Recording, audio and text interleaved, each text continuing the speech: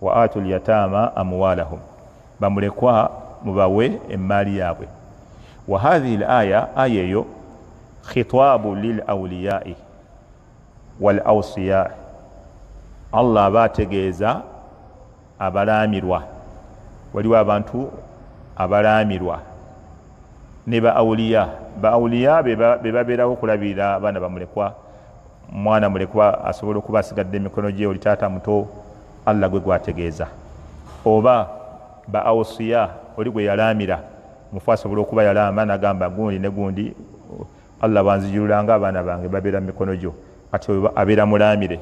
Waliwo ayinza okukuza nga wa famire gwe yalonda, oba taata muto oba muganda wa mufu obaani oba jjajja, ne bamugamba gwe oba okuza abaana abo. Kati aya eno Allah yali ategeeza abo, era bagamba nti nazarati aya yakka fi qawli Muqatil wal kalbi fi rajulin min Ghatafani, yakka ku musajja yali aba mu Ghatafani, kana maahu maalun kathir, musajja yali mugagga muzibu, yali musajja mugagga nnyo, emaali naye nga gye yalina libuni akhi lahu mayit, emaali ennyingi bweto yali ya mwana wa muganda we, yali maali ya mwana wa muganda we yatiimu, ng'omwana we mulekwa. Falamma balagha al-yatim, omwana mulekwa bwe yatuuka mu myaka gye egy'obukulu, talaba al-maala, n'asaba emaali ye. Famana'ahu ammuhu, taata we n'agaana okukola ki? Ogimuwa. Oyo taata we muto, ng'era bwe kiri abantu bangi, subhanallah, illa man rahima Allah, kujja ku Allah basaasira. Bangi bwe babeera n'emaali ng'abaana bamulekwa be bannannyini emaali eyo, abamu bakola n'ebikolwa eby'obutujju, abaana n'abattira ddala mu bbanga lyabwe ery'obuto, emaali abeere nga agitwala. Bangi nnyo bakola ebikolobero ku baana abo, abaana babasigaza emaali nga nnyingi, nga bataata baabwe bafudde ng'abaana abo bato. Era kiwera aya tujja gisiŋŋaana mu maaso, waliyakhsha alladhina law taraku min khalfihim dhurriyatan dhi'afan khafu alayhim falyattaqu llaha waliyaqulu qawlan sadida. Allah aga nti abantu abo batye. Wallahi mu maaso ayati nnyingi nga Allah alabula n'okutiisa emaali y'abamulekwa omuntu okugibeera ewala ennyo ennyo.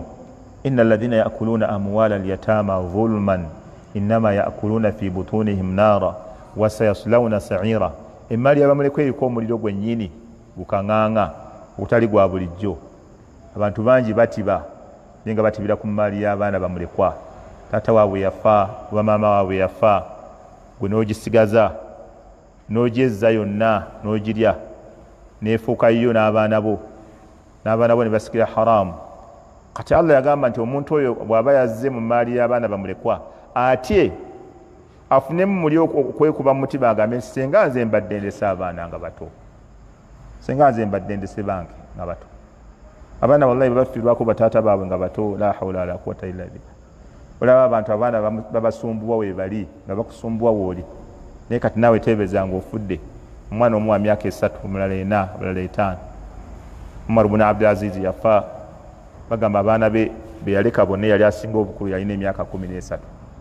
Kati butyangolesa abaana 7 nga abasingamu obukulu yewe emyaka 13. Abaana abo okujjako nga bagudde emikono gy'abantu abatuufu, wailla be baana batera okwonooneka, be baana batatera kufiibwako, be baana abafuuka ebizibu gye bujja. Kati Allah subhanahu wa ta'ala wano yali aleeta amateeka agakwata ku baana abo ababa bafiiriddwako bakadde baabwe, naddala taata. Abaana ne basigala nga bato. Omusajja ono yagaana okuwa omwana emaali ye ng'amaze okulamu. Fanazala,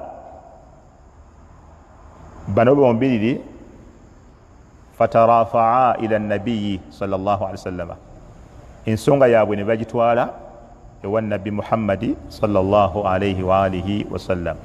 Fanazalat hadhihi al-aya, Allah nassa aya eno. Faqala al-ammu, taata omuto oyo n'agamba na'udhu billahi min al-hubi al-kabir, tusaba Allah tusonyiwe olw'ekyonoono ekyo ekinene. Waradda al-maala, Allah n'amusaasira emaali n'agiwaayo, n'agiwa omwana. فقال النبي صلى الله عليه وسلم نبينا قام من يوقى شح نفسه ورجع به هكذا فإنه يحل داره يعني الجنة. نبينا قام توينا أبيرا yekomyeko ku mulugube gw'omutima gwe nazzayo emaali bw'atyo n'agiwa nannyiniyo oyo aba amaze okukakasibwako ejjana, aba amaze okutukuza ejjana ye. falamma qabada alfata almaala, omuvubuka ate nno omwana wattu we yakwata emaali yonna nedda mu mikono gye, anfaqahu fi sabilillah, yagikwata yonna n'agiwayo mu kkubo lya Allah. faqala alayhi salatu wassalam, nabbi n'agamba ثبت الأجر وبقي الوزر. والحديث فيه مقال فقيل كيف يا رسول الله؟ فقال ثبت الأجر للغلام وبقي الوزر على والده لأنه كان مشركا.